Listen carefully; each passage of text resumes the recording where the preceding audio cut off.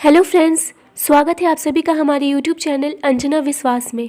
जैसा कि आपको थंबनेल से पता चल चुका है कि यह वीडियो किस टॉपिक से रिलेटेड है, तो बिल्कुल भी देर ना करते हुए हम अपने सेशन को शुरू करते हैं। लेकिन वीडियो स्टार्ट करने से पहले आप सभी को एक बात बता दूं, यहाँ मैंने चैप्टर्स के इम्पॉर्टेंट पार्ट्स को कवर किया है ताकि कम समय में आपका यह चैप्टर तैयार भी हो जाए और आपसे कोई पॉइंट भी मिस ना हो, जिसके लिए मैंने पहले खुद इन चैप्टर्स को बहुत अच्छे से पढ़ा है। उसके बाद मैंने इसका शॉर्ट नोट्स तैयार किया है। तो चलिए हम इस सेशन को शुरू करते हैं। फ्रेंड्स, आज हम पढ़ेंगे हिस्ट्री क्लास 6 के चैप्टर 4 को। इसके पहले की वीडियोस में हमने चैप्टर 1, 2, 3 बहुत ही अच्छे से कवर कर लिया था। अगर आपने उन वीडियोस को मिस कर दिया है तो आप हमारे चैनल के प्लेलिस्ट में जाकर के उन वीडियोस को देख सकते हैं। आज का टॉपिक है क्या बताती हैं हमें किताबें और खबरें। हम लोगों ने इसके पहले के चैप्टर में पढ़ा था कि हमें प्राचीन स्रोत कुछ मिले हैं जिससे कि हमें प्राचीन इतिहास के बारे में कुछ जानकारियाँ मिलती हैं। उन स्रोतों में थे कविताएं, लोगों द्वारा बनाए गए औजार, पत्थर के औजार, बहुत सारी धातुओं के औजार, अभिलेख। इन सब चीज़ों से हमें जो भी मिली थी जानकारियाँ प्राप्त हुई थी। लेकिन अब हम इस चैप्टर में जानेंगे कि हमें किताबें और कब्रें से क्या क्या जानकारी मिलती है प्राचीन इतिहास के बारे में। तो चलिए शुरू करते हैं। सबसे पहले हमें पढ़ना है वेद के बारे में। जैसा कि हम सभी जानते हैं, पौराणिक ग्रंथ है ये और इसकी संख्या 4 है। ऋग्वेद, यजुर्वेद, सामवेद, अथर्ववेद। अब हम ऋग्वेद के बारे में जानेंगे। ऋग्वेद सबसे प्राचीनतम वेद है। अगर हमसे कोई पूछे कि सबसे प्राचीन वेद कौन सा है तो हम बोलेंगे ऋग्वेद। इसकी रचना 3500 वर्ष पूर्व हुई थी। इसमें 1000 से अधिक प्रार्थनाएं हैं जिन्हें सूक्त कहा जाता है। अगर कोई आपसे पूछे कि सूक्त का मतलब क्या होता है, सूक्त की डेफिनेशन क्या होती है, तो हम सिंपली कहेंगे कि अच्छी तरह से बोला गया। जिसे अच्छी तरह से बोला गया वो सूक्त है। और ये जो सूक्त की रचना की गई है वो देवी देवताओं की स्तुति में की गई है। 3 देवता को ऋग्वेद में बहुत ही महत्वपूर्ण स्थान दिया गया है। वो तीनों देवता हैं अग्नि, इंद्र, सोम। अग्नि को आग का देवता कहते हैं, इंद्र को युद्ध का देवता कहते हैं और सोम एक पौधा है जिससे एक खास पेय बनाया जाता था। तो हमें ध्यान रखना होगा कि ऋग्वेद में किन 3 देवताओं को महत्वपूर्ण स्थान दिया गया है, अग्नि, इंद्र और सोम, जिसमें से कि सोम एक पौधा है जिससे कि खास तरह का पेय बनाया जाता था। वैदिक प्रार्थनाओं की रचना ऋषियों ने की थी। जो ऋषि लोग थे उस समय उन्होंने वैदिक प्रार्थनाओं की रचना की थी जिसे हम लोग सूक्त कहते हैं। आमतौर पर जो रचयिता होते थे, जो सीखते थे और सिखाते थे, उसमें से अधिकांश पुरुष होते थे। महिलाएं बहुत कम संख्या में होती थी। मतलब जितने भी सूक्त की रचना की गई है वो सब की गई है ऋषि मुनियों द्वारा, मतलब पुरुषों द्वारा की गई है, स्त्रियों द्वारा बहुत कम की गई है। और जो सूक्त रचना के बाद एक दूसरे को सिखाते थे एज अ टीचर या फिर उन्हें याद करवाते थे तो वो भी पुरुष थे मैक्सिमम। महिलाओं की संख्या बहुत कम थी। अब अगर हम देखें कि जो ऋग्वेद लिखा गया है उस भाषा क्या है, तो ऋग्वेद का भाषा है प्राक संस्कृत या वैदिक संस्कृत। यानी कि ऋग्वेद में जिस भाषा का प्रयोग किया गया है उसे हम प्राक संस्कृत या वैदिक संस्कृत कहते हैं। ऋग्वेद की छपाई 200 वर्ष पहले हुई थी। लेकिन ऐसा नहीं है कि ऋग्वेद की छपाई 200 वर्ष पहले हुई तो 200 वर्ष पहले ही ऋग्वेद आया था। हमने अभी पढ़ा है ऊपर कि ऋग्वेद की रचना लगभग 3500 वर्ष पहले हो चुकी थी। लेकिन उस समय क्या था कि लोग इसे उच्चारित करते थे और श्रवण करते थे। यानी कि अगर किसी को याद करवाना होता था तो ऋषि मुनि जो गुरु हुआ करते थे उसको बोलते थे और जो विद्यार्थी होते थे उसे सुनकर याद करते थे। पहले के समय लिखावट नहीं थी तो इस तरीके से लोग ऋग्वेद का उच्चारण करते थे और श्रवण करते थे। इस तरीके से उन्हें याद हो जाता था। छपाई कब कितने वर्ष पहले आरंभ हुई है? 200 वर्ष पहले हुई है। अब देखिए, अब हम ऋग्वेद का अध्ययन करते हैं, यानी कि ऋग्वेद में है क्या क्या। अभी हमने इसके पृष्ठभूमि के बारे में जान लिया कि इसमें क्या क्या है, इसकी मुख्य बातें। अब हम जानते हैं कि इससे हमें क्या क्या चीज़ें पता चलती है और इसमें किस चीज़ का वर्णन है। देखिए, कुछ सूक्त वार्तालाप के रूप में है, जैसे विश्वामित्र तथा 2 नदियाँ व्यास और सतलज, जिन्हें देवी के रूप में पूजा जाता था। ऋग्वेद में हमने अभी पढ़ा कि सूक्त की रचना की गई है तो उसमें बहुत सारे जो सूक्त हैं वो एज अ कन्वर्सेशन रचित हैं। यानी कि ऐसा लगता है जैसे कि बातचीत की गई है। जैसे एग्जाम्पल है विश्वामित्र और 2 नदियों का। विश्वामित्र किन 2 नदियों से वार्तालाप कर रहे हैं? ब्यास और सतलज। और ये 2 नदियाँ उस समय की देवी के रूप में पूजी जाने वाली नदियाँ थीं। अब देखिए, एक बात याद रखिए, भुज वृक्ष की छाल, भुज नहीं यहाँ पे भुज होगा, जो हमने चैप्टर 1 में पढ़ा था वो वाला भुज। भुज वृक्ष की छाल पर लिखी ऋग्वेद की पांडुलिपि का एक पन्ना कश्मीर में पाया गया था। लगभग 200 वर्ष पहले ऋग्वेद का सबसे पहली बार छापने हेतु इसका प्रयोग, इसी को देखकर अंग्रेजी अनुवाद तैयार हुआ। यह पांडुलिपि पुणे महाराष्ट्र के एक पुस्तकालय में सुरक्षित है। कहने का तात्पर्य है कि जो ऋग्वेद था वो सबसे पहले भुज वृक्ष की छाल पर एज अ पांडुलिपि के रूप में लिखा हुआ था। पांडुलिपि क्या होता है, इसे कैसे तैयार किया जाता है, हम पिछले अध्याय में पढ़ चुके हैं, इसलिए यहाँ पे उसकी ज़्यादा चर्चा न करते हुए आगे बढ़ते हैं। तो जो ऋग्वेद का एक पन्ना था वो 200 वर्ष पहले हमने उसे का यूज किया ऋग्वेद को छापने में। जैसे कि आज हम लोग प्रिंटिंग छपाई करते हैं बुक की, तो उस तरीके से 200 वर्ष पहले हमने ऋग्वेद को छापा। और किसकी सहायता से छापा, हमें कश्मीर में एक पांडुलिपि का पन्ना मिला था उसकी से, और वो जो पन्ना मिला था उसी को देख करके ऋग्वेद का अंग्रेजी अनुवाद भी तैयार किया गया था। और आज ये जो पांडुलिपि है उसे पुणे महाराष्ट्र के एक पुस्तकालय में सुरक्षित रखा गया है। अगर आप चाहो तो वहाँ पे जा कर के देख सकते हो उसे। ऋग्वेद में मवेशियों, बच्चों, खासकर पुत्रों और घोड़ों की प्राप्ति के लिए अनेक प्रार्थनाएं हैं। बहुत सारी प्रार्थनाएं मवेशियों की प्राप्ति के लिए, बच्चों खासकर बेटों की प्राप्ति और घोड़ों की प्राप्ति के लिए रचित है उसमें। घोड़े का, अब आप सोचोगे कि घोड़े का के लिए लोग क्यों प्रार्थना करते थे, तो घोड़े का प्रयोग किया जाता था लड़ाई में रथ खींचने हेतु, और मवेशी जमीन, जल स्रोत पर अधिकार तथा लोगों को बंदी बनाने हेतु और धन हेतु ये लोग लड़ाई करते थे। यानी कि ये लोग लड़ाई करते थे और लड़ाई में घोड़े का प्रयोग करते थे रथ खिंचवाने में, इसीलिए वो लोग घोड़े के लिए प्रार्थना करते थे। और मवेशी के लिए भी इसलिए करते थे ताकि वो युद्ध में मवेशी को जीत सके, ज़मीन को जीत सके, बहुत सारे जल स्रोतों पे अधिकार कर सके, और साथ ही लोगों को बंदी भी बना सके, और बहुत सारे धन हेतु भी। तो देखिए, और युद्ध करने के बाद अगर वो जीतते थे तो उसका बंटवारा कुछ इस प्रकार करते थे। जीते हुए धन का कुछ भाग सरदार को दिया जाता था, कुछ पुरोहित रखते थे, और बाकी जो बचता था उसे आम लोगों में बांट दिया जाता था, और उसका कुछ भाग यज्ञ के लिए प्रयोग किया जाता था। उस समय यज्ञ होता था तो यज्ञ के लिए प्रयुक्त किया गया था। हमने पिछले अध्याय में पढ़ रखा है कि हमें कहाँ कहाँ से अग्नि कुंड प्राप्त हुए हैं, जैसे हड़प्पा, ये सब, तो उसको याद रखिएगा। और यज्ञ करने के लिए भी इस धन का प्रयोग किया जाता था। यज्ञों में आग की आहुति, अनाज, कभी कभी जानवरों की आहुति भी दी जाती थी। यह आहुति देवी देवताओं को दी जाती थी। लोग जो यज्ञ करते थे उसमें आग की आहुति देते थे। उसमें क्या क्या आहुति देते थे, अनाज भी देते थे, कभी कभी जानवरों की भी आहुति दे दिया करते थे। और वो आहुति वो किस नाम से देते थे, देवी देवताओं को देते थे। मतलब वो उनका मानना था कि हम जो आहुति दे रहे हैं वो देवी देवता द्वारा स्वीकार किया जा रहा है। वो लोग जो युद्ध करते थे उसमें अधिकांश पुरुष भाग लेते थे, महिलाएं भाग नहीं लिया करती थी। लेकिन ऐसा नहीं था कि वो लोग युद्ध करने के लिए स्थायी सेना रखते थे। वे लोग कोई स्थायी सेना नहीं रखते थे, बल्कि आपस में ही एक सभा का निर्माण करते थे, और सभा में ही मिलते जुलते थे लोग एक दूसरे से, और उसमें से उन्हें जो बहादुर और कुशल लगता था उसे अपना सरदार चुनते थे। उसी की निगरानी में युद्ध या फिर कोई भी महत्वपूर्ण निर्णय लेना होता था तो वे लोग लेते थे। वो लोग कोई सेना नहीं रखते थे।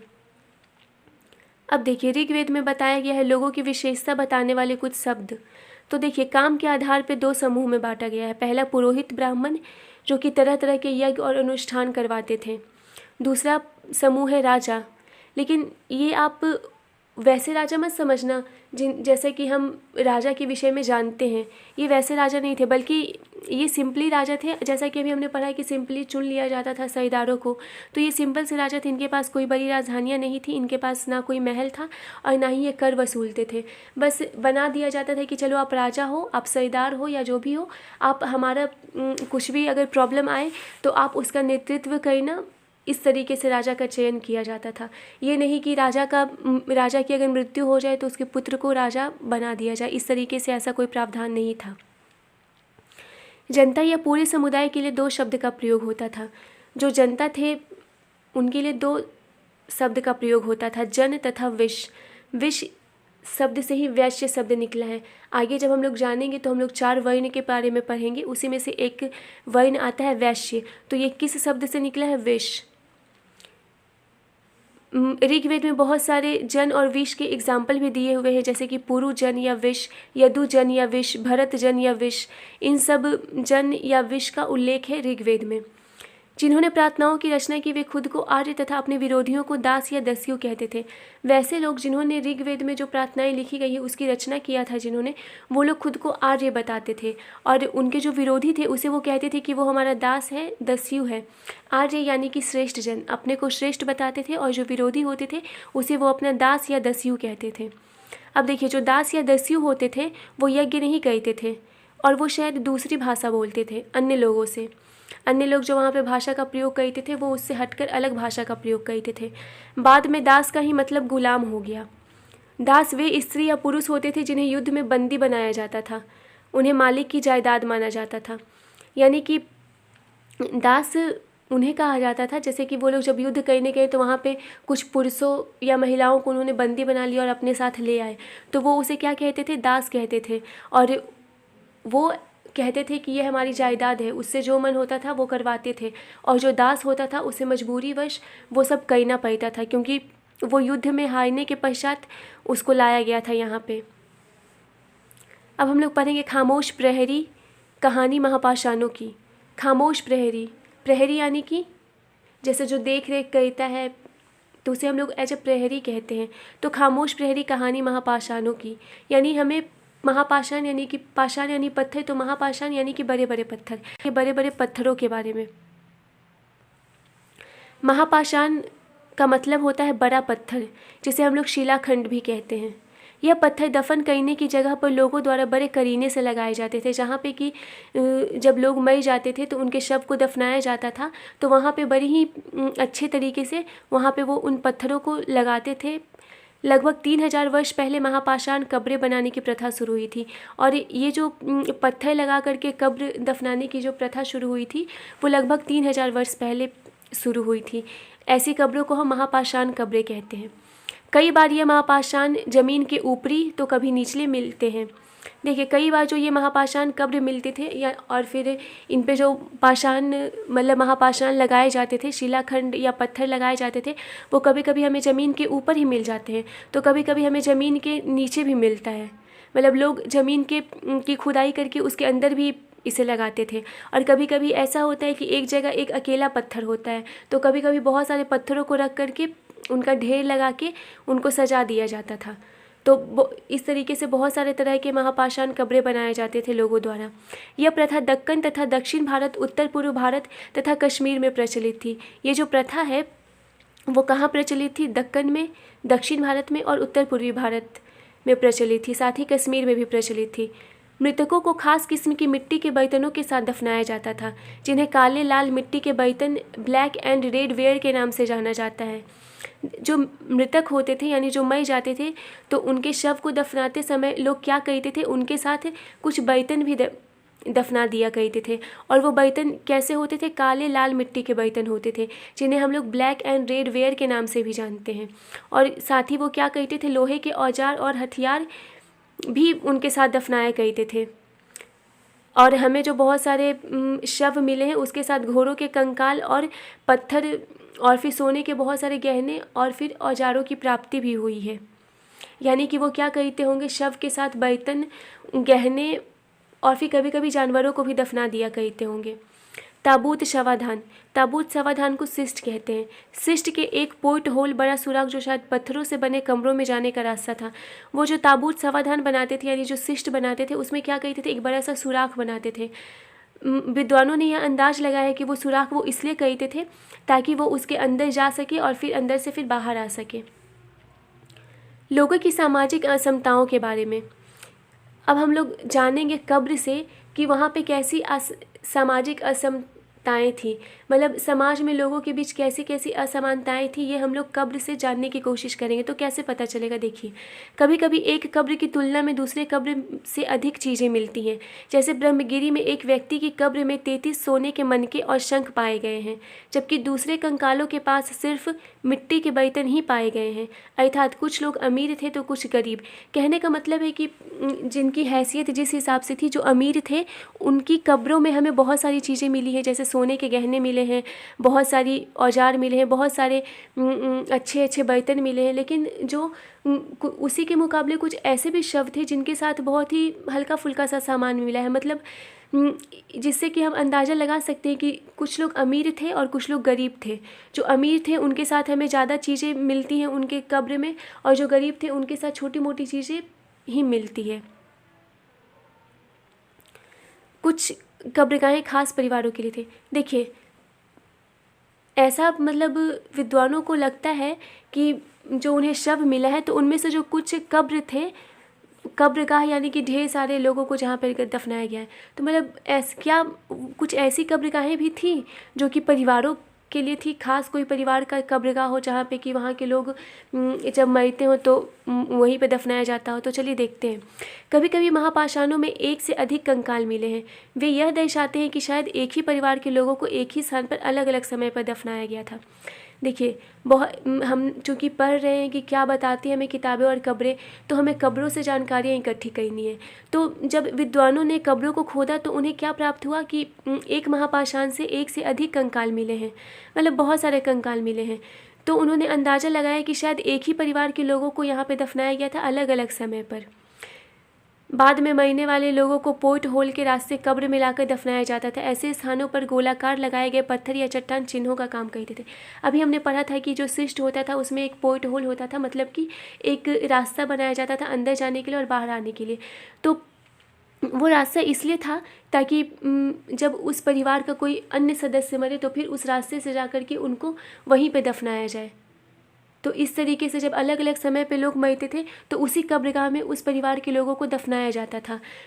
और चूँकि वो स्थान उनके लिए मतलब ज़रूरी था, उन्हें याद रखना रहता था कि वो स्थान कौन सा है, तो वो वहाँ पे गोलाकार पत्थर से लगा करके एज ए चिन्ह के रूप में वहाँ पे बना देते थे।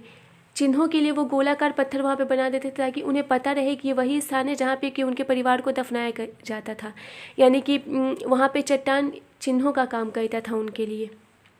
अब हम पढ़ेंगे इनाम गांव के बारे में।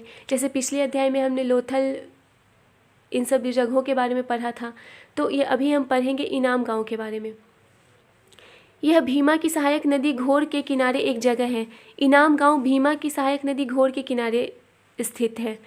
यहाँ पे लगभग 3600 से 2700 वर्ष पहले लोग रहते थे।